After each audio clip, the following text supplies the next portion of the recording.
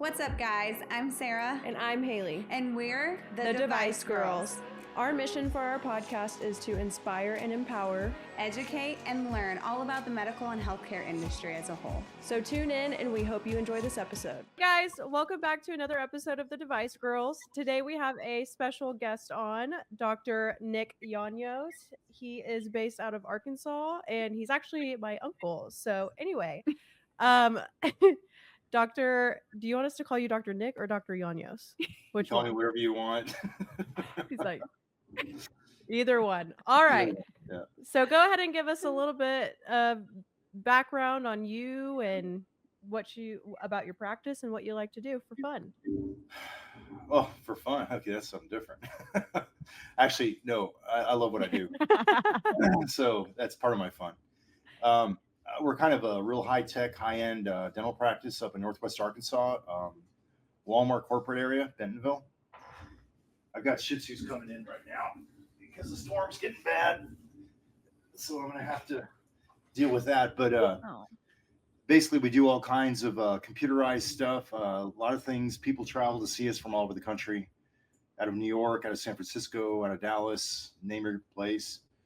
I have a teaching center where I teach other dentists, like continuing education stuff, things like an MRI, like why would a dentist shoot an MRI? Computerized digital analysis. I published literature a bunch. But one of the things that we're real passionate about is creating smiles. And when I say that, I'm talking about like veneers, right? Porcelain veneers, making people feel better about themselves, their smile, etc. And what's unique about how we do things is we produce them the same day. Like if you, Haley, for example, want to change your smile up and it's 8 a.m, you walk out by 4 o'clock done. So there's very few places in the world you can get that done. This is one of them. It's crazy.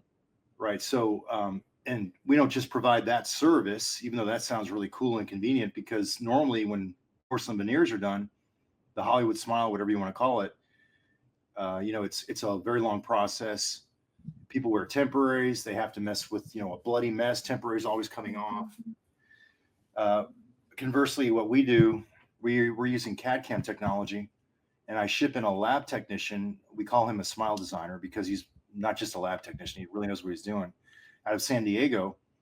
And he and I work together. So by the end of the day, we would have produced your 8 or 10 veneers up top, whatever it is you needed.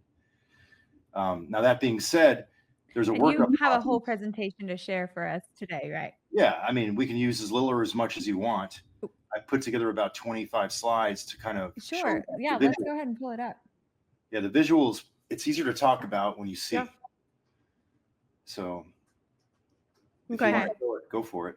Let us get that up. Okay, so remind me, where did you go to school again? I'm a Texas Aggie. I was an engineering major for a couple of years, and I switched to microbiology. Okay. And then I went to the University of Texas at San Antonio for dental school. And then I left Texas about 30 years ago. Okay, what made you want to swap? Well, I was an Aggie and a Longhorn, and that didn't go over well in Dallas. I practiced there for about a year and a half when I first got out of school.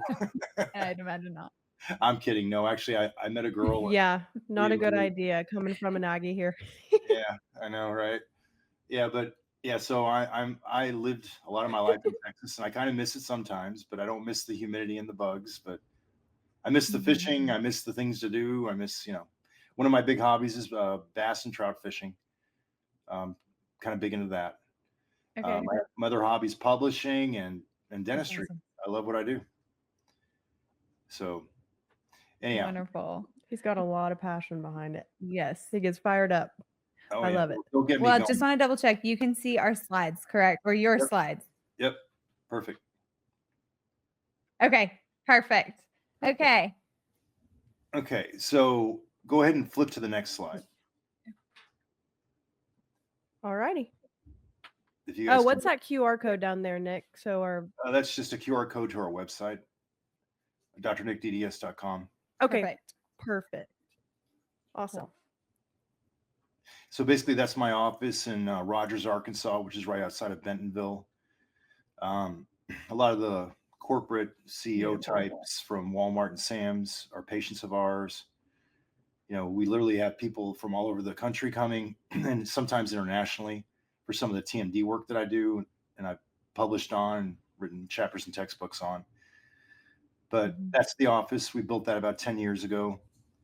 I moved to Arkansas to Missouri just because my wife couldn't handle the woods anymore in Missouri. So we were in the Branson area for a bunch of years, and now we've been in Rogers for the last 10. So, and yeah, Rogers and Bentonville, Northwest Arkansas is the home to Walmart, JB Hunt, and Tyson. Those are the big three corporate entities in my area. So, and then if you click the And slide, by the way, his office is very nice. I've been before. yeah, if you click on the It slide, looks gorgeous. it is. It's really high tech and it's really big and spacey, and it's not intimidating. So we do a lot of things like we have a very much holistic angle on dental treatment.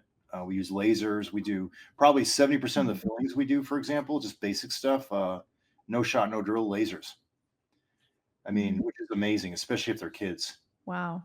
Yeah, I mean, I don't want to go on about the rest of it. Yeah. We do it for a reason, but there's all sorts of things that we do that are different. So, and then on the bottom left of that signage, the Center for Neural Occlusion, that's a teaching center. That's part of one of my hobbies. I have a small word of mouth teaching center where I'm a continuing education provider for dentists. So we put together lectures and courses, and I'm the director. That's amazing. Yeah. Yeah. So I spend a lot of my time doing that too. And there's what do you teach? Yes. Yeah. I lecture all over. Specific course wise, like what do you kind of that stuff. How often do you? How often do I do it? Sorry, it's lagging. Hey, Mike, it's lagging really bad. So like we're just not like our conversation's like he's starting to talk and then we're interrupting. No problem. How often do I teach? Sorry. I guess. It would probably 2 to 4 times a year on average. We have a course, and then I'll go out and lecture various places. Like this year, I think I've got 2 coming up. Next year, I have at least 3. American Equilibration Society next February. Oh, wow. Rocky Mountain Dental Society, speaking about occlusion, the human bite, next January. I'm in Dallas November. I think it's November. It might be September. Sometime in the fall. Photona lasers. They're in medical and dental, and I'm lecturing there. I've done that for last 3 years or so. Okay. Because I'm a pretty big laser dentist. All right, awesome. I was going to ask you, how often do you go to the teaching center and lecture there? Well, the teaching center is in my office. We literally teach out of it. We also have some venues around town where, like, if we have a larger group, we'll rent that out. But I'll lecture offsite as the CNO guy, the Center for Neural Occlusion, the CNO. It's cnodoctors.com is what the website is. But that's a teaching center thing, and we also offer like online streaming courses. They can do all that online. So, yeah. So that's what the CNO is. That's awesome. Yeah, but my dental practice is, as you see in the upper left, that's where it's located, and it's in Rogers. So awesome. Go to the next slide, if you would, please. Next slide. Yeah. So years ago, I started uploading videos before YouTube was a thing. Probably 2007. I started throwing up things on dental stuff that was unique. Mostly related like the human bite and like using computers to track the human bite. And over the years, I've lost track. I don't really upload much anymore. I do every now and then, but I used to do it like 2, 3, 4, 5 times a month. Before influencer, I was doing this in dental world, and a lot of dentists got to know me that way. And that's kind of prompted me. That is what prompted me to do the CNO, the teaching center. But anyhow, on YouTube, relative to this topic that we're speaking about today with the veneers, you can find there's a playlist there. If you'll click forward again, it's going to say Hollywood Smiles, Same Day Veneers. That's on the Dr. Nick YouTube page. So just remember Dr. Nick DDS. Okay, so that's like your own playlist. People could go listen to. Yep. Okay. So if they want to see like testimonials, what people have experienced about the veneer thing, the same day veneer, they can go there. So, and over the years, I think we've on the YouTube, I don't know, 5 million views and like 13,000 subscribers, something like that. So, not bad for boring dental. That's amazing. Yeah. So is that kind of where the teaching stemmed from for you? You just realized, Yeah. oh my gosh, there's so much opportunity and there's Well, not a ton of other dentists doing this. So like I need to put this out there. well, the things I do to this day are unique, a lot of them. So, yeah, it was a way to get different stuff out there, because a lot of times the way the health care field is and publishing, a lot of times there's bias and politics behind what you try to put out there. Sometimes the journals won't publish something because it's contrary to their beliefs. Well, it doesn't matter if it's true. You know, they're dogmatic about their approach on it. So, you know, this was a kind of a sneaky way to get things out there for patients to understand and see. And nowadays it's not as hard. There are new journals that have come out that are open access online, and I publish in those a lot. But I have published in mainstream. But back in the day, 10, 15 years ago, it wasn't so easy in the stuff that I was publishing, because it was all like computer driven, and it was contrary to what the normal things that were taught. You know, you see what I'm saying? So because it was contrary, it wasn't hard. It was hard to get out there. So yes, this helped me. This stimulated me to go ahead and start the teaching center. This, you know. That's amazing. So if you'll click to the next.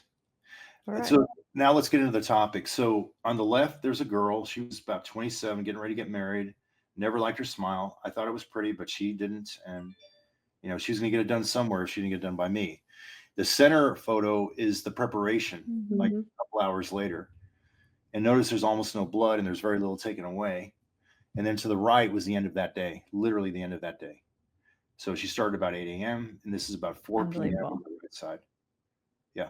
So now if you go to the next slide for me, in more detail. Next slide. So on the left, those two, that's her pre-op, her normal smile and a retracted smile. In the middle, that's the preparation you just saw. Okay. And then right below it, that's where we actually kind of mocked up what we wanted her to look like and what she wanted to look like. In other words, weeks before we actually did that day's work, we spent the time to kind of figure out what the shapes needed to be like, the color, the shape, the thickness, all that. And basically, the lab tech, the smile designer, Eddie, he was told by the patient, he lives in San Diego. So we basically take an iPad and we ask the patient, after we've run them through our screening protocols, which include looking at things like joints, sometimes an MRI, sometimes a CT to make sure they don't break things. We want stable and happy joints, because 2/3 of the human bite are the TMJs. 1/3 of the human bite is what every dentist worries about, the way the teeth come together. But the reality is the orthopedics are huge. You know, in other words, the reason I got into TMJ world many years ago is because I'm supposed to be an expert at teeth, gums, and bites. And I can't be an expert at bites if I don't understand the joints. And they don't teach us this in school. And the stuff that they do teach is very dogmatic. And I will reference back to a few minutes ago when I was talking about how the literature, a lot of the journals won't let you publish certain things because it's contrary to mainstream thinking. It's kind of like politics and media, you know, mainstream media versus independent media. You know, believe who you will. Well, I tend to believe the small guy and things that I see with my own eyes. And that's exactly the kind of stuff that I've been doing for years. But anyhow, my point is, after we vet the joints, the bite, etc., the muscle, on the center lower image, that was an overlay of what we'd worked off of a 3D model that we had of her beginning. This is where we wanted to get her. So then we use 3D technology to image that lower center one. And then I number up, and then I start preparing, which would be the upper middle mid-op. And then at the very end of the day, to the right of the screen, there's her post-op, her smile and her retracted view. So, you know, there's planning that goes on for, you know, a couple, 2-3 visits. Where you know, we can accelerate it, make it faster than that. And most people have decent enough joints But every now and then, and we have screening tools that we use on every patient where we can identify if there's pathology in the TMJs. And lots of us have pathology in our TMJs. It's just like bum knee. So what about the patient? Okay. Go ahead. Sorry. So what about the patients that come to you, like travel to you to come have this done? So how do you do like their pre-op or their follow, before treatment day? Do you do that virtually or how does that work? No, we have to do that in person. Virtually is not good enough. Let's say you came in next week from Dallas and let's say, hey, I want to talk about veneers. You'd come to the practice, you'd make an appointment for an exam. We would do the full exam, a workup, a big time workup, the normal stuff a normal dentist does. But in addition, we're also looking at joints and we're looking at the bite using computerized data, because the last thing we want is for you to go through that process and have something fail, which is very unusual, by the way. Okay. So at the end of that day, we would acquire the initial data, look for normal stuff, gum disease, things like that, make sure there was nothing there that was messing with things. And then from there, we would take it and we would start with the workup. In other words, we would do a video of you telling the smile designer, Eddie, hey, Eddie, I don't like this about my teeth. I like that. I don't want this. These are there's a gap there or whatever it is. And we have examples in the presentation. But basically, we'd get you done in a day, the workup. And assuming you had good joints, good, decent enough bite, then we would start having Eddie design that for you. You would return one more time to look at the what he proposed, like a rough draft. The rough draft would be the middle center mid-op. Okay. And we'd overlay it over your teeth if there was enough room for it. If not, you would have a Photoshop image that he was using. And then you would up or down. And if you didn't like it, that's fine. It goes back to Eddie and he keeps working on it until he gets it right. And then the following visit, you would show up and that's the day we would do the work. Eddie would fly in. I would numb you up. We have everything lined out how we want it. We would 3D image the end result, the rough draft, into the computer, and you'll see that in subsequent slides. We would prepare the teeth after we numbed you. Within about an hour and a half, we're ready to have Eddie start designing them, and then he mills them out of solid porcelain blocks. And I do this on the regular myself. But whenever I do like big veneer cases, I ship in the lab guy, the smile designer, Eddie. So we do this routinely. I've been doing it for almost 20 years now. But on days where I do veneers, I want a lab tech. So you get to meet him, you get to give all the input you want to him, and everything is planned and we don't have any surprises. So long story short, by about 3:00, we're putting the veneers in and you're out the door. And we check the bite with the computers, make sure it's That's ideal. remarkable. Yeah, and we have a record of your bite because we're using computerized data. We can look at what we had the first visit. We can look at what we had that morning. We can look at what we had at the end of it all. So that's kind of a quick synopsis. If you'll go to the next slide real quick, please. Yep. Oh, hold on. Next one. Yeah.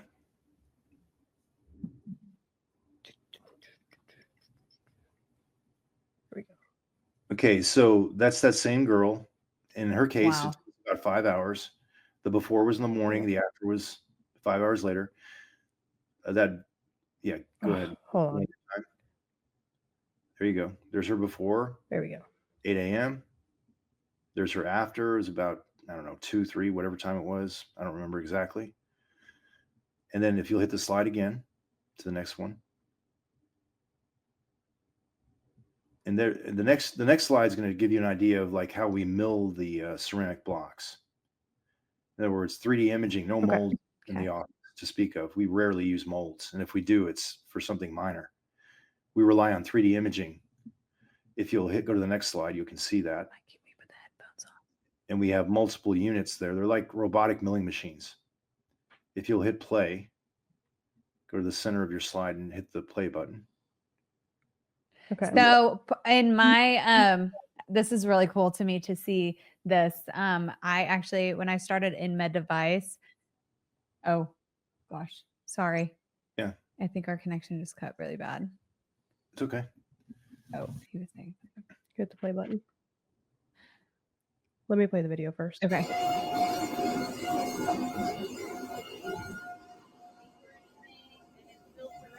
There are the milling units carving up the ceramic blocks to the exact shape of the software that we wanted the teeth to be. Okay, you were saying med devices? Okay, so I think that this is awesome. I used like the fact that you're able to do this in office, because it takes so much time and precision to get these type of things perfect, right? When I started in med device, I actually took a job on the back end that was kind of on the manufacturing side.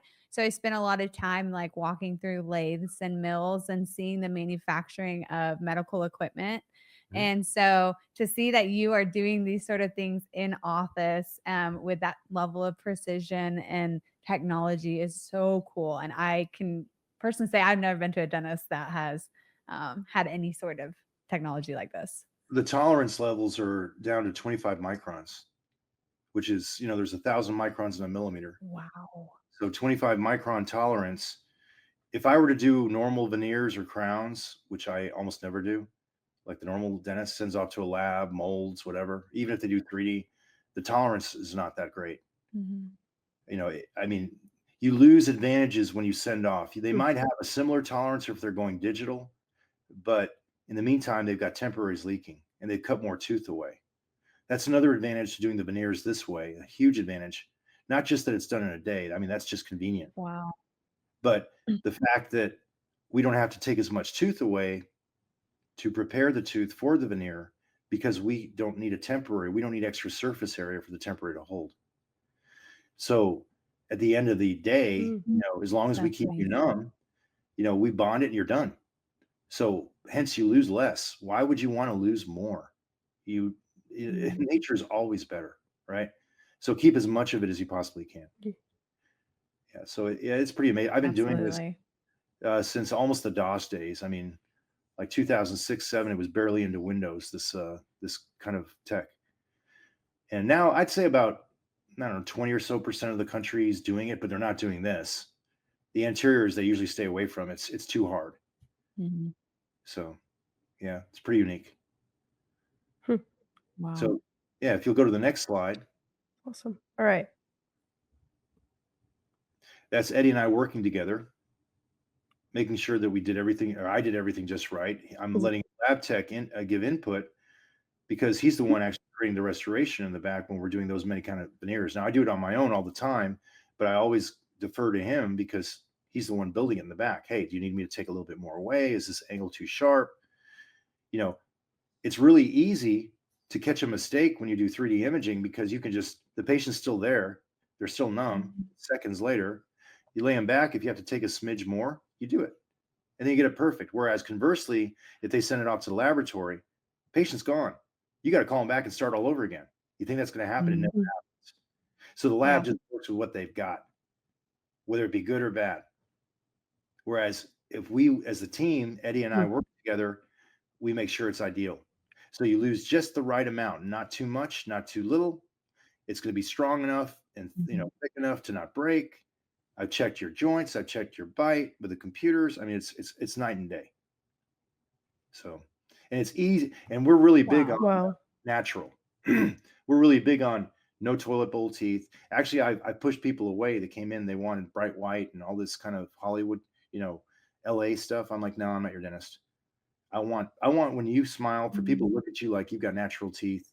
Now we'll do them lighter than what they've got, of course, but the toilet bowl opaque, gross stuff, kind of like remember Regis and Kathy Lee, those horrible crowns Regis had on his front teeth, real opaque. I can't be your dentist. If that's what Yeah. you want, I'm not your dentist. If you want them to look real and beautiful and maybe slightly bleached, but natural, I'm your guy.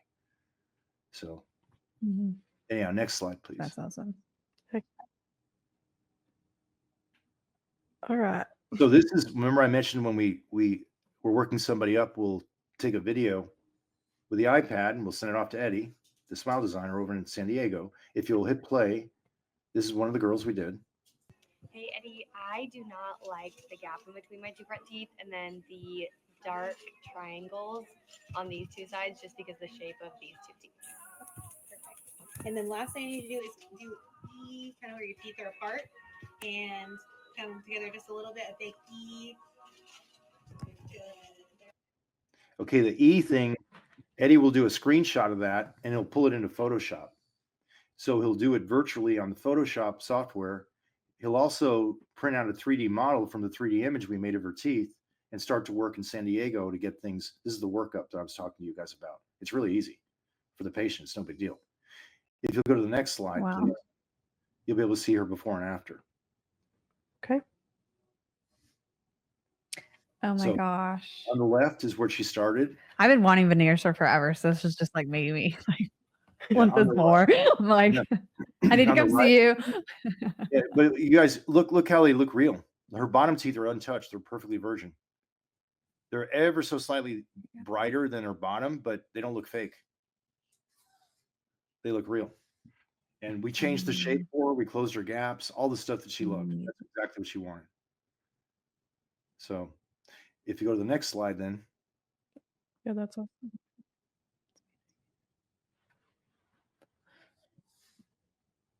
there's Eddie and I working, collaborating, making sure everything's perfect before we start printing them out and going for it.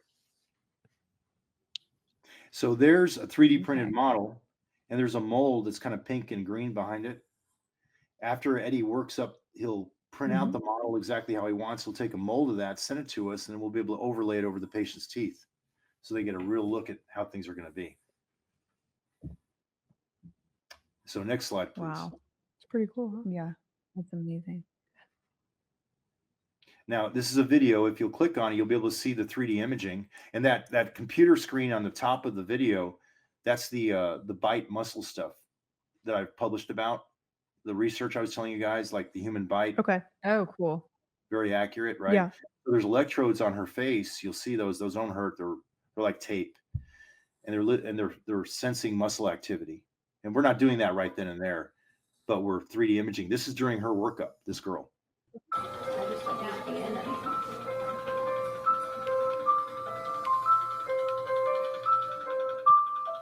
Oh, push against your cheek. Wow.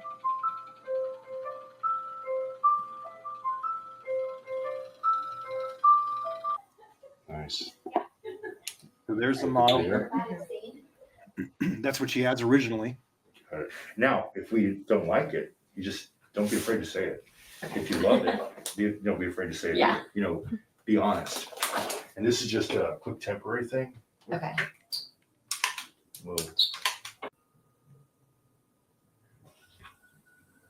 It's gonna be a little awkward. Hey. Take a look. So now she gets to look at the rough draft. She gets Oh, to see wow. what it look like. Making sure she likes the But don't be shape. afraid to be critical. Most important part. Too square, too round, too fat, too thin, too long, too short. Work just right. Wow. This is like so weird to get used to. I like keep smiling. Yeah. So you like it? So pretty. Mhm. It's different, isn't it? Yeah, it's different. Good different? Good, different. Yeah, very Okay. good. So it's not just the color, it's also different translucencies from the porcelains.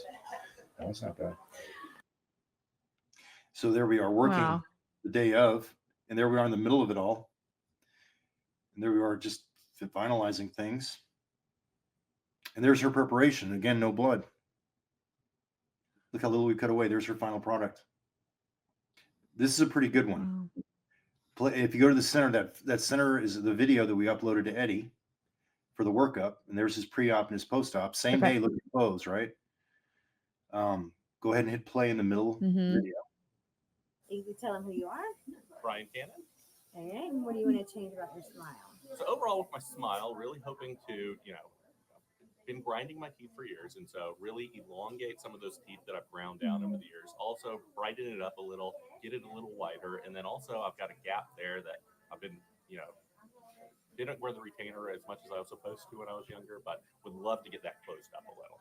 Very nice. All right. And go ahead and say E real big. E. Yes. All right. Good. E for the Photoshop, right? Okay, next slide, please. Yeah. Yep. That's awesome. Awesome. This video is a quick 1-minute one. It's self-explanatory.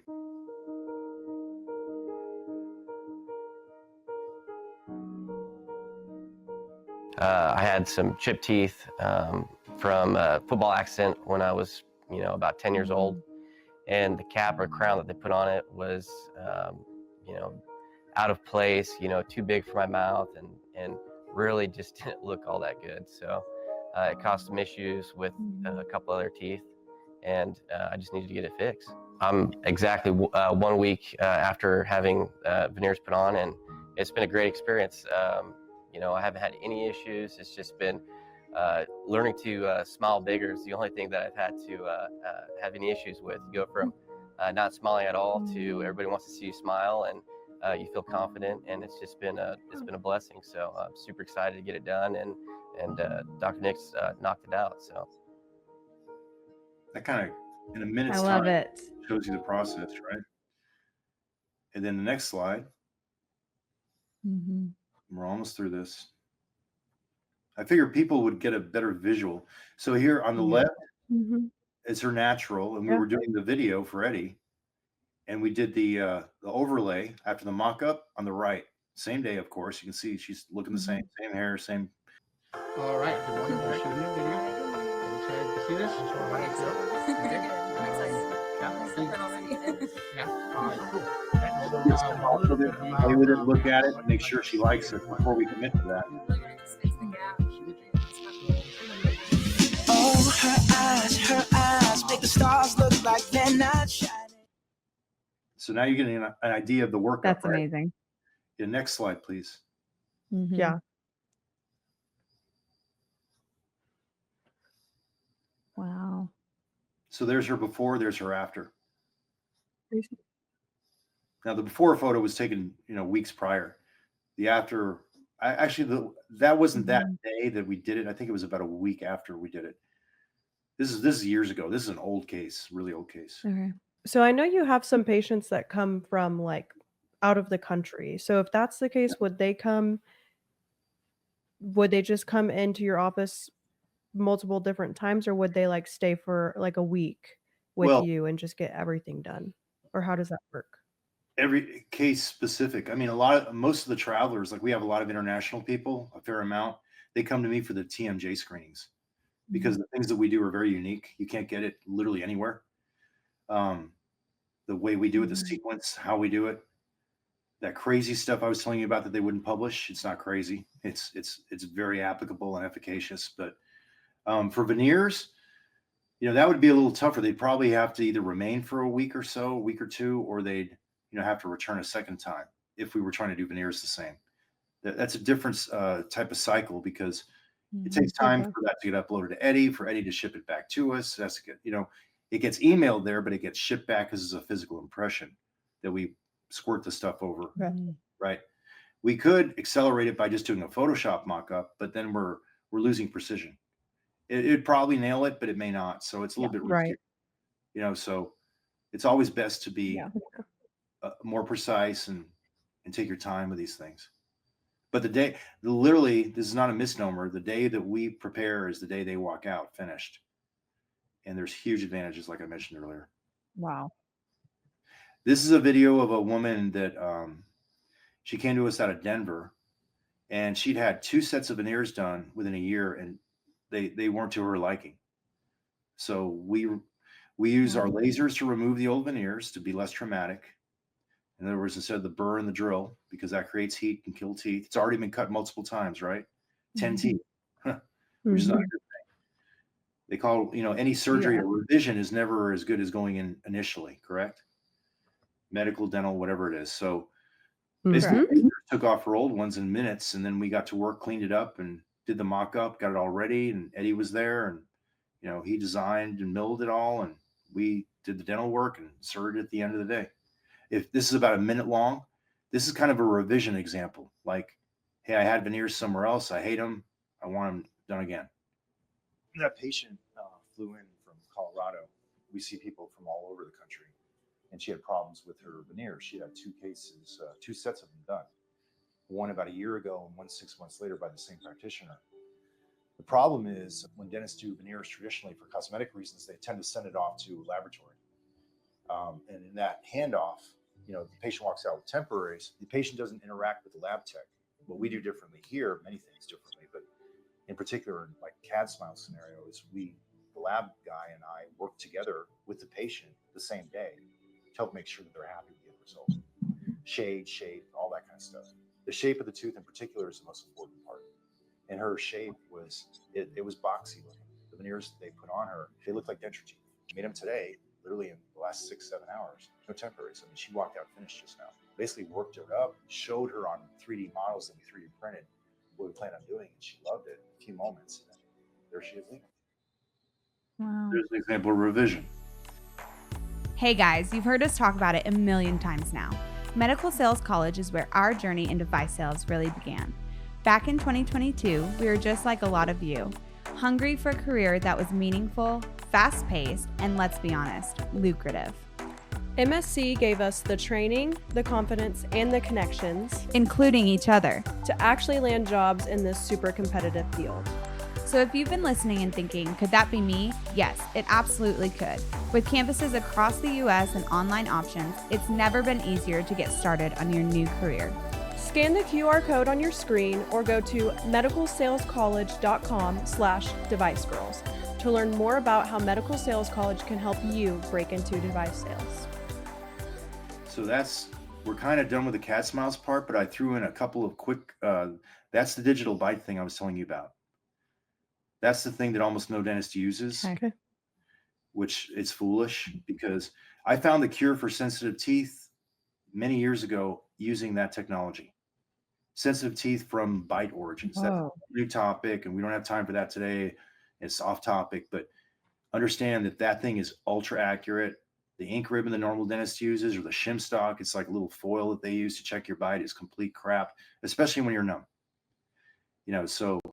But the T-scan is the bite computerized gadget. If you'll hit the next slide, the normal stuff, the ink ribbon, that's what your dentist is using on you. 12 to 38% accurate relative to force and time. And there's some research behind that. It's very subjective. Next slide, please. Yeah. You want to go to a dentist that's using something that's accurate max 38% of the time? No way. So the T-scan, the digital bite thing, is 95% accurate. Not perfect, but it's close. And this is some of the stuff that that I publish on and have done a lot of research with. And next slide, please. It's very objective. Okay, you want objective, you want science, you want numbers. You don't. Remember, I'm an engineer, and we have multiple T-scans. We have 4 of them. They're about 15 grand a piece. They're not cheap, and the dentist doesn't make money using this thing, so he has a hard time justifying that cost if he even knows about it. But teeth, gums, and bites needs to be an expert at, but he's sure as hell isn't an expert at the bite if he's using ink ribbon. So where did that ink ribbon become the standard of care, like the level of technology that they chose to use, and why has that not evolved? Yeah, all right. Remember I talked about how a lot of journals won't publish certain things because it's ingrained in every dental school uses it. Every dentist that's ever practiced, that's all they used. There's a very, very small percentage. I'm the one that put that mainstream with my YouTube videos years ago. It's not quite mainstream, but it's now people have heard of it. Because what I did was I jumped over the profession and I started knocking on the door of the patients. And the patients were going to practitioners all over the planet saying, why aren't you using a T-scan? And they were like, what's a T-scan? Yeah. This was the story back 12, 14 years ago when I first started uploading to YouTube. Yeah. So the materials that we use for the CAD smiles are ultra high grade. They're ISO controlled blocks. They're solid ceramic blocks. Some of them are stratified where there's like, a little yellower towards the gum, a little bit lighter in the middle, and then more translucent to the top, just like natural teeth. And sometimes we use that one. Sometimes we'll, carve it out and then manually cut some of it back. And Eddie will add things, and I can do this myself too. But in the big cases, like I said, I have Eddie doing that, the smile guy. Basically, he'll carve it back and make it perfect and make it look absolutely real. So the materials that we use, if you hit the next slide, Mhm.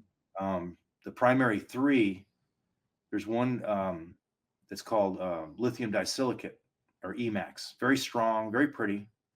ECAD is lucite reinforced, not as strong, but even prettier. And then Vita, or the feldspathic, is more old school, like powder liquid stuff. But it's the prettiest you can possibly use. The negative is it's not quite as strong. It's plenty strong for most people, especially if you're checking the bite and the joints. Mhm. But basically, you guys Mhm. had questions like, what materials do we use? Well, ask your other dentist what they're using. Mhm. Honestly, a lot of them will sometimes Mhm. even use something called zirconia, which is completely opaque and looks like a toilet bowl. It's strong though; it's really strong. Good luck breaking it, but it looks like Regis. And Kathy Lee, remember that analogy? Yeah. All right. So would you mind like talking through I'm sure it's very different like for each patient, but kind of like the cost wise that you would occur like, doing this sort of treatment. You mean how much they cost per unit, like per tooth? Is that what you mean? Mm-hmm. I don't know the numbers off the top of my head exactly, but they're a little over 2,000 a tooth. I know people that are charging upwards of 5,000 a tooth. I know people that are charging 1,000 a tooth. I mean, Wow. we charge it's kind of middle ground, but remember the advantages. Mm-hmm. You're getting them the same day. It's custom made, Absolutely. all this other stuff. So it's not cost prohibitive compared to others. I guarantee you in Dallas, the average is higher than what we charge. So Mm-hmm. That's wow. Yeah. And yeah, we're pretty much at the end. The last thing here, the translucency, you're not just talking about shades and colors, and you're talking about translucency. In other words, some of the blocks are highly translucent, some are medium translucent, some are very low translucency. So if I have something dark underneath, maybe an old root canal that I want to cover up, I'll use low, or there's other things that I can do to block that out. But it's a little more opaque. Medium is what we typically use. High translucency is very ice-like, kind of. Some people have that, like especially upper, like Northern European descent, Nordic type. They'll have real translucent teeth genetically, and if we have to match that, or make it look like that to match the rest of their teeth on their bottom and their back, whatever, we'll go HT. So the shape, the color, the shade, all this translucency stuff, all of it matters, and we've been doing this forever. And it's kind of a science, especially trying to do it the same day. Mm-hmm. And remember, they're losing anesthesia.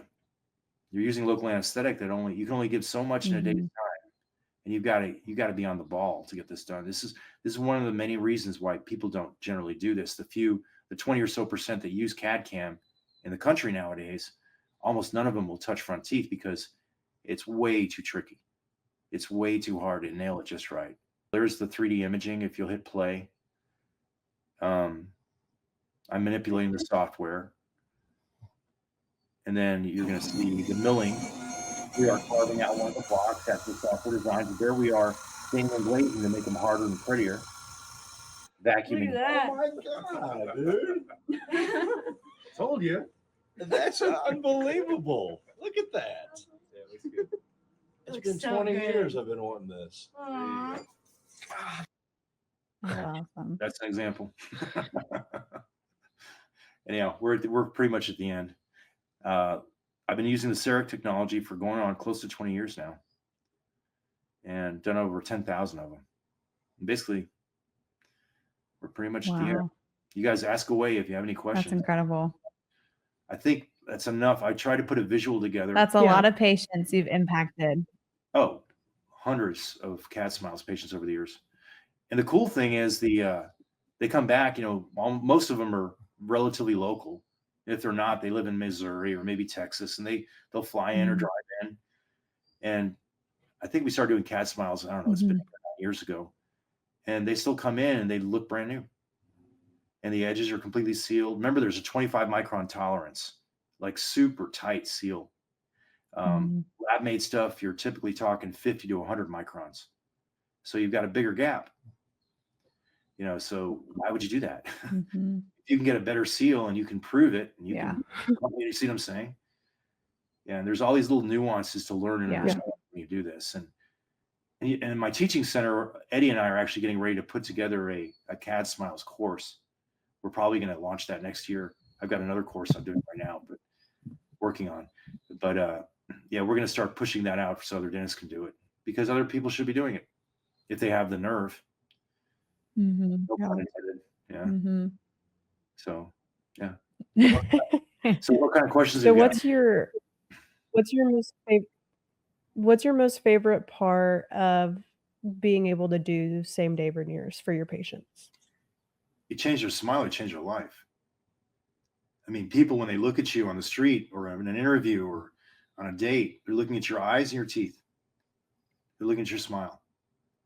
You know, Yep. it's, you know, a lot of dentists claim to be cosmetic dentists, but you almost have to get in their head. You have to figure out what it is that they want. Mhm.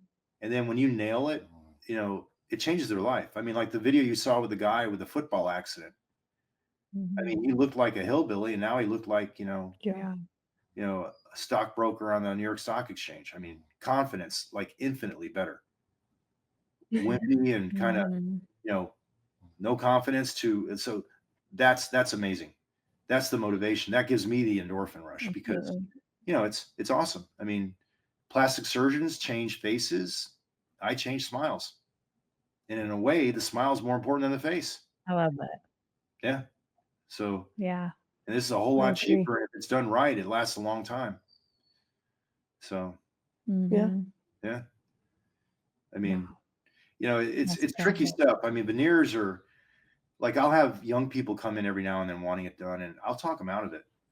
And not because it's a bad thing, but it's like, do you realize it's kind of like, and I'm not trying, like breast implants, right? For women. Back when I was younger, I'm in my 50s now, but when I was you guys' age, a lot of women wanted breast implants. And then as I got older, and I'm watching these patients, they're patients of mine, a lot of them were people I knew, they wind up having to have them removed. And they're like in their 40s, and they're like, no one ever told me I had to come off or come out. There's fine print, right? So the veneer thing, as amazing as these things are, I caution everyone who's considering it, realize that, nothing lasts forever. You'll probably get 10 to 20 years out of this thing. And then if you're lucky, someone like us is going in there to remove the old ones and using the laser, very atraumatic to remove them. Literally in a minute, I can pop off that veneer or less with the laser energy. The energy of the laser passes through the ceramic. That's crazy. It vaporizes the resin that's holding it on there, and it literally just falls off. So then it's a simple matter of barely cleaning things up, re-imaging, making a new set.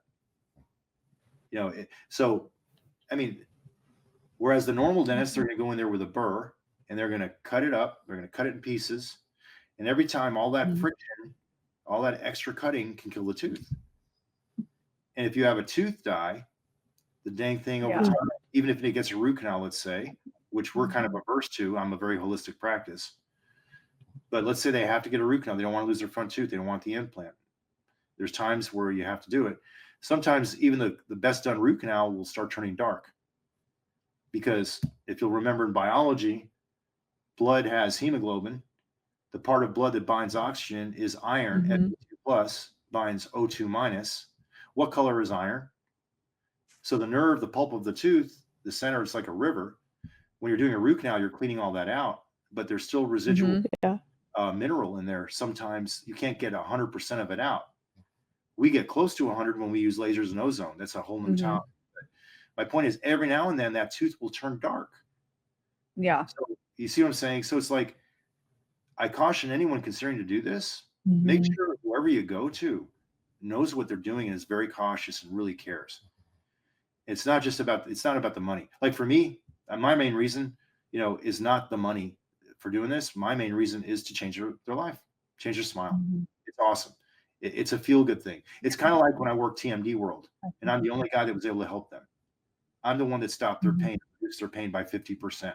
And no one, they've been to 20 other dentists and doctors, has been able to do that. That's a rush. That's a good thing for me because it validates what I'm doing, right? And it's good. And it's not something you can just learn quickly. It's decades of experience to be able to accomplish these things. Same thing with the veneer, right? So anyhow, So what else you got? Yeah. Are there any sort of restrictions, like food or drink wise, mainly drink wise, that you tell your patients that, hey, you need to pump the brakes on or not, like that can damage them in any way, or they're just good to go? Composite veneers where they do bondings, I can do that too. They're a little more porous. They're a little bit more prone to staining from like, coffee, wine, cigarettes, things like that. But ceramic, if they're done right, and here's another thing, this is an insider thing. When they get bonded, so you're taking ceramic and you're kind of bonding it to natural tooth structure, and you're using a composite resin. Remember I just mentioned that composite veneers are a little bit porous? The normal dentist, some know this, some don't. Anytime that we stick ceramic on a tooth, be it a crown, a veneer, whatever, an onlay, an inlay, because we do these things all day long, all the time. There's something called an oxygen inhibited layer. So you stick it on there, you tack it on there, and you light cure it. Okay, and it catalyzes the reaction, it hardens, and it's bonded. Well, the oxygen inhibited layer, it's in the biomaterial. It's inherent in the property of the material. In other words, there's oxygen, right? So when you cure composite, the outermost layers of the molecules, they don't fully cure because of the oxygen in the area. So you want that to fully cure, because over the years, that wine or that coffee might stain that slightly porous, slightly soft outer molecule. So over the years, you might start seeing some brown or something, right? Well, how you get around that is you create a vacuum when you bond it. And you do that by using, like example, you can use glycerin. Glycerin is a water-soluble organic substance. You basically put it over there. It eliminates, think about it, creates a vacuum. You cure through the glycerin, completely cures the outermost layer. So you eliminate the oxygen inhibited layer. So if you know people that had veneers done and they're staining along the edges, that's because the dentist didn't know what he was doing when he bonded them. He didn't create the vacuum. He didn't eliminate the oxygen inhibited layer. That's a little bit of a tip. So let's say someone watching this decides to get them done, ask him and see if he even knows what I'm talking about. Are you going to take care of the oxygen inhibited layer? If he doesn't know what you're talking about, and if he has carpet on his operatory floor, leave. That's my advice. Why do I say carpet on the floor? How in the hell do you keep that clean? Think about it. Would they have carpet in an operating room in medical world? All the goop that flies in there, how do you keep the virus and the bacteria down? You can't have something like that. I mean, I'm going off topic a little bit, but you get my drift. Yeah. I'm making a bad joke. Yeah. Remember, I'm Haley's uncle. I gotta make her grin a little bit. Yeah. Yeah, there you go. All right. It's All okay. right. I make bad jokes too. Yeah. Runs in the family. Dad joke. Yeah, my kids, your cousins say dad jokes. There goes dad again. Dad jokes. There you go. I thought you said cad jokes. I was like, that's punny. I got cat jokes too, but they're worse. I'm trying to think what else. I mean, I think we've covered most of it. I mean, unless you have some questions. I mean, I think the visuals were enough for people to get it. We had a few interruptions from the bad connection, but I hope people, I'm not trying to push them to come to me. They're welcome to come if they want, but there's not a lot of people that do this. Just be very cautious if you decide to get the veneers done. Make sure they know what they're doing. Remember, if you're going to the temporary route, which is 99.9% of them, they're going to fall off. They're cutting more away. They're more prone to having a root canal problem later because more of the tooth's been cut away, and you've got leakage in the meantime. You don't have a final seal the same day. There's a lot to think about, and beware that it doesn't last forever. Just like the breast example we use, the breast augmentation thing, someday that has to be revised. The veneer, like I said, 10 to 20 years is an average life expectancy, especially if they're checking the bite and the joints to make sure that they're less prone to breaking them over the years. That's a key. Almost nobody knows how to do that. I published chapters and textbooks on that, and nobody reads textbooks. When you have a doctorate like I do, you know too much. You know that, right? Yeah, that's how most of them are. Not all, but a lot of them. Anyhow. Yeah. Well, guys, I can't remember the last time I opened a textbook. You see, know it all. When you get older, you'll start doing it if you get deep into something. And then you'll realize, yeah, this is Well, I a used to not be a reader, and my dad, go ahead. yeah, this is something you guys should know. This is not a dad joke. It's real life. The more you learn, the less you know. Because as you get older and you start seeing things, and let's say you start getting really good at something, the better you get at it, the more you realize you don't know because there's so much out there. And then that's called, that's wisdom. Arrogance is, I know it all. Don't go to that doctor or dentist. Yeah. The guy that's willing to say, you know what, I really don't know, but I'm going to find out. That's the guy I go to. Quick side personal thing. About 15 years ago, I had to get a back fusion. Haley, you're in that world, right? I had to get an L4, L5 fusion. I interviewed 5 neurosurgeons. So here I am about, I don't know, 40-ish. And I had to get an L4, L5 fusion because back in my Aggie days, I had chicks on my super bike. I was one of those guys with a motorcycle. Of course you were. Cops chasing me and all that kind of stuff, right? This is back before I learned better. I was not wise back then. Anyhow, I had a deer hit me one time. I never wrecked, but a deer hit me, and I hit the pavement doing 40 miles an hour. Oh, wow. And then in my late 30s, I started having pain in my lower back, and I couldn't even sleep. I finally got imaged, and I needed a fusion, L4, L5. Point, as I was alluding to earlier, was the fact that I interviewed 5 neurosurgeons. I knew just enough to be dangerous about what they did. And I knew immediately when I hit the 5th guy, this is my guy. And I've never regretted it since. I'm good as gold. I've sent at least a dozen people to the same neurosurgeon over the years. Every single one of them is happy. That's not the norm, as you guys know. Yes. You have to get an L4, L5 fusion. Things can go really bad. And so what I'm trying to say is you got to be really careful who you trust. That's the bottom line. And and how I knew he was my guy, his name was Dr. Lee in Springfield, Missouri. Okay. I'd been to Dallas. I'd been to Colorado. I can't remember everywhere I went. I think we went to California. But the point is, because that was a serious thing, because that could have been career ending, not to mention my personal life, right? But I knew he was my guy when he told me when he admitted he didn't have all the answers that I was asking him. I could tell that he was wise, not arrogant. Okay. But he also that's one of those things where it's like, he's going to go find out for you. He's going to go read, he's going to go learn. Oh yeah. So that he can give you that. Oh yeah. Yeah. Cause I hit him with one question he couldn't answer fully. And he told me flat out, he wasn't sure, but he'd let me know. And I was like, you're my guy. Yeah. I said, cause you're like me, because I sure as hell don't know it all. So anytime you're using a professional, even a plumber, a lawyer, a dentist, a physician, don't go to the arrogant one, go to the wise one. Absolutely. I don't care. That's even in our industry. As reps, like we're supposed to be experts, and we are experts on our technology, right? But there are sometimes questions that we get asked that it's like, Doc, give me a minute. I'm gonna go find this for you, but I'm not gonna stand here and first of all shoot myself in the foot credibility wise, and also tell you something that I can't definitively spit right at you and say yes, and tell you. And so it's super important to be honest with people. I sleep every night. I make damn sure I don't have regrets. The cosmetic thing is a fun thing. It's a feel good thing for them and for me, because when you change their smile, you change their life.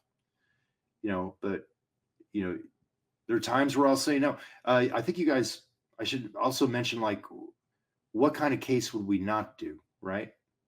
Right. Yeah. I think it's important to talk about real quick. Let's say someone has a bunch of crowding, like their front teeth, top or bottom, are like this, jump.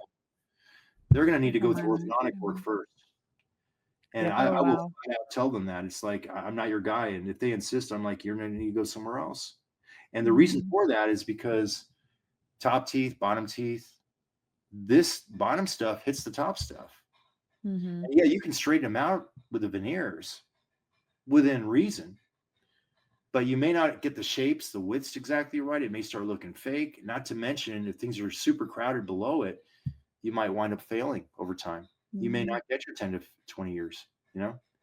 So Yeah. there are times where, you know, they'll go through aligner therapy first. And I've got a lot of patients that I've done cat smiles on that I send them through orthodontic work. I either did it myself or send them off to an orthodontist, you know, and it delays things 6 months, 8 months, sometimes a year. But, you know, you want it done right, or you want it, you know, no offense, but half-ass, you know, not the half-ass guy. So, No. yeah. So what for you is that determining factor of if you refer them out to an orthodontist or if you choose to keep them in-house and do the work yourself?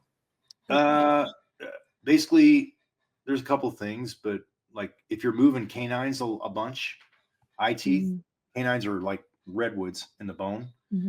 There's a lot of torque, and you don't want to push the tooth out of the bone. Basically, that's kind of a red flag. I'll send that off.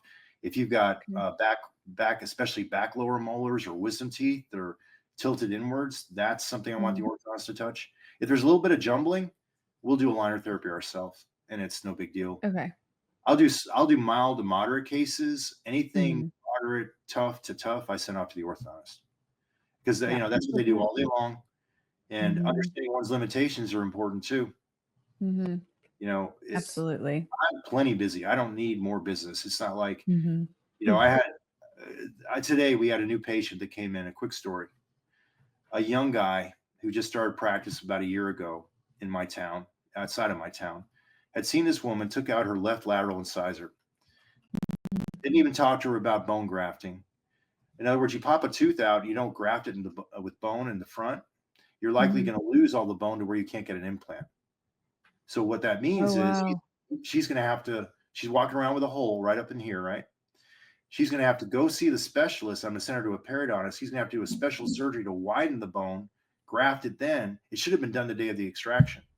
But the new guy is so green and so hungry, he made her $300 or $400, you know, but he hurt her. He didn't hurt her getting it out, but now she's going to have to do it again, a revision. Wow. You know, Rather you than always, when you remove, you graft then if you need to get it ready for the implant. He doesn't know how, or, you know, it was too much about the money. You know, so, you know, he should have sent that off to the specialist. He should have sent that if he couldn't do it, or someone like me that can do that, you know, and I'm not saying names, I'm not ragging, and I get it, but I don't get it because, you know, the patient comes first. Absolutely. Right. Yeah. So that's critical. Yeah. So in what other cases would you not do veneers on a patient other than orthodontics wise? Let's say they had a slew of implants across the front. Okay. That complicates things big time for the same day fix. That one, maybe we could swing. It depends on how the implant comes out of the bone. You know, that's a tougher scenario, because, you know, we'd have to set expectations. We'd have to see what we could do. Sometimes there is no good fix for that, or great fix. There can be a fix, but it may not be ideal. That would be a time, you know, multiple implants across the front. Bridge work, like let's say there's a missing tooth and there's an old bridge and we make that the same day, that can be done. But there are times where I'd rather see that done in a laboratory, because the materials we use are very, very, very good and strong for like single teeth when they were bonded to that tooth. But when you're spanning a space to create a bridge, you're better off with an infrastructure, a framework underneath it that the lab does. That I would say that should not be done same day. Okay. That should be done in the laboratory, like in a lab where they have other materials where they can stack the porcelain, and that takes weeks. So you know, there are exceptions to where, you know, this would not be a good case. But the ideal case is someone, let's say the age doesn't matter. Let's say they've had a bunch of cavities and fillings that are all askew and leaking, and they're big, and, you know, they used to drink a lot of soda back in the day, and they're cleaned up their act, and they're like, I want a beautiful smile again. Their teeth are pretty straight. You know, that's the one. You know, or someone that, like the young girl you saw, the blonde, one of the first examples, she had real pretty teeth, but she didn't like them. And hers was borderline me saying, you know what, if I was your dad, I don't know if I'd do them, but she was super sweet. She knew what she wanted. You know, she'd already interviewed 2 or 3 other dentists. She's like, I really want to get them done the same day. And I know you're really good at this. And I was like, okay, if I don't do it, they're going to do it. And if I was your dad, I'd want to do it for you because I know what could happen elsewhere. Yeah. So, you know, every now and then, I think I've done over the years 2 younger people, like 18-ish. And yeah, that same reason. We're going to go somewhere else if you don't do it, because normally I won't touch that. Yeah. Yeah. You know, just because they're so young and so Oh yeah. Oh yeah. You know, it's like when you were 18, do you think like you do now? You guys are 20 something. Absolutely not. I'm 50 something. You know, when I was 18, I was 30. Yeah. years ago, I'm sorry. I'm a lot wiser and dumber now, but I was really young back then. Yeah. Oh yeah. No. Yeah. No. You know, now the mom and dad walk in and, you know, these did.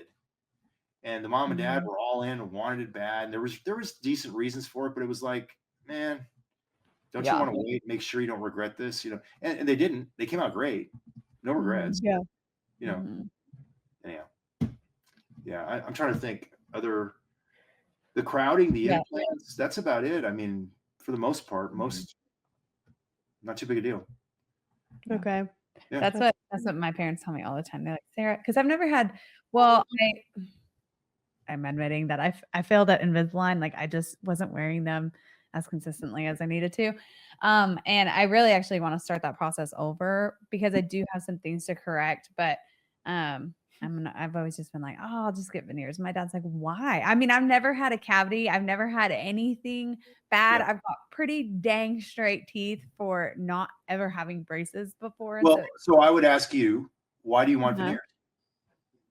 I don't know. Because, okay, so like these are my front 2 teeth. I think that they're a little wide, like they're just wider to me. And then I really like a perfectly, and I mean like a perfectly straight gum line. Yeah. Chef's kiss. Gorgeous, you know, and I don't have a perfectly straight gum line. Now, I don't know if you can do like laser work to like adjust your gum. You can. It depends. Every piece is different, but that can be done sometimes if it's subtractive. My advice to you would be get into orthodontic work because a lot of times, if it's done properly, orthodontic work, you can actually manipulate the gum and the bone underneath. And you can get rid of those discrepancies if they really know what they're doing. Yeah. I would probably go to an orthodontist, a specialist. Okay. You know, someone with a good rep because, you know, and beware, anyone can buy Google ads or reviews, right? You know, I guess I'll give you a call who you refer to. I can't. I've been gone 30 years almost. Oh, okay. 29 years since I left Dallas. I don't have names down there. But you know, yeah, I got a really good one up here. Really good one. Okay, road trip. I'll go with you because I need it for me. Okay. Let's go. Cool. And then afterwards we can go see him. Okay, yeah. No, I'd love to come check out your practice for sure. Yeah. You know, I'd be happy to talk to you guys about some of that other stuff. You know, I was telling Haley about, I mean, there's about probably 7 or 8 different topics I could talk about that are not mainstream dental. They're like wicked cool, high tech, high end. Well, I'm really interested in the TMJ and to learn about what you do. And honestly, like I told Haley, I was like, that would be something I would love to come visit you and have done just because I know I have really bad TMJ. I have wicked migraines too. And I get injections for my migraines because of my TMJ. But I mean, if I could understand that better and I'll give you one quick tip and we'll close. Okay. So all right. all people that have, first of all, TMJ is orthopedic. That's just anatomy. That's like saying I have wrist. Right. So TMD, temporomandibular disorder or dysfunction, that's a very large and all-encompassing descriptor that basically says nothing. It's not really a diagnosis. It's just a classification.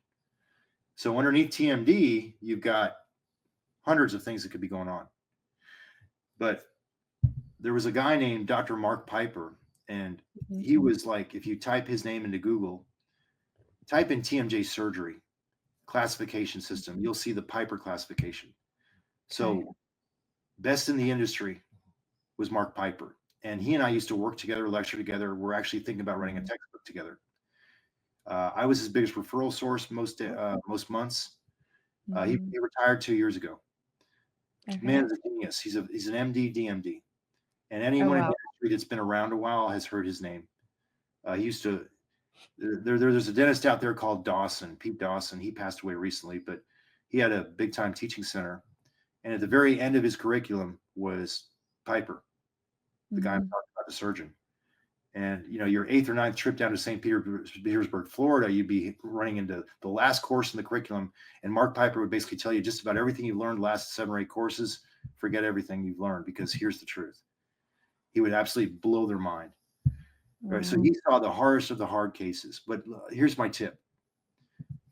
All patients that have a TMD problem, if it's truly a TMD problem, they have 3 primary inputs. The trigeminal nerve, the 5th cranial nerve, is involved. Something underneath that would be dozens of things, or hundreds even. Cervical sensory, upper C-spine, C1 through 3, and sympathetic, autonomic sympathetic. So your problem, whatever it may be, stems from underneath TMD, you've got trigeminal, cervical, and sympathetic. Underneath those 3 things, that's where you start trying to track down what's going on. So if you have a true orthopedic TMJ dysfunction, you also have an upper C-spine problem. You likely have damage in your cervical sensory nerves that feed your lateral face coming from your upper C-spine. And also traversing those cervical sensory nerves, you also have autonomic sympathetic nerve fibers, which are vasoconstrictive, decreased blood flow to teeth, joints, muscle, cartilage, all these things that can cause pain. Oh my gosh. So trigeminal. I want to deep dive into this. Yeah. And I integrate all that into my veneer cases. I want you to think about how many dentists can talk about that stuff, who understand the TMD. Yeah. And the more I learn, the less I know. I'm dumber now than ever. But I can tell you, I could talk for hours about TMD world.